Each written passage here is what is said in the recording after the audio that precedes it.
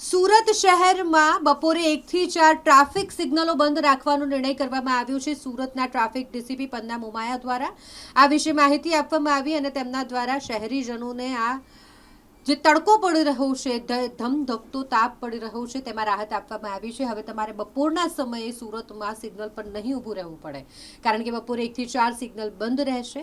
સાથે જ તેમણે ટ્રાફિકના નિયમોનું પાલન કરવા માટે રસ્તો ઓળંગતી વખતે બંને તરફ જોવા માટે પણ તમામ જે રાહદારીઓ છે તેમને પણ સલાહ આપી છે. ગરમી વધવાના કારણે બપોરે વાહન ચલાવવું અસહ્ય થઈ ગયું છે, જેને કારણે સુરત શહેર ટ્રાફિક પોલીસ દ્વારા એક મહત્વનો નિર્ણય લેવામાં આવેલો છે, જે અંતર્ગત આવતીકાલ તારીખ 15/4/2026 બપોરના 1 થી સાંજના 4 એટલે કે 13 થી 16 સુધી ટ્રાફિક સિગ્નલો બંધ રાખવામાં આવશે.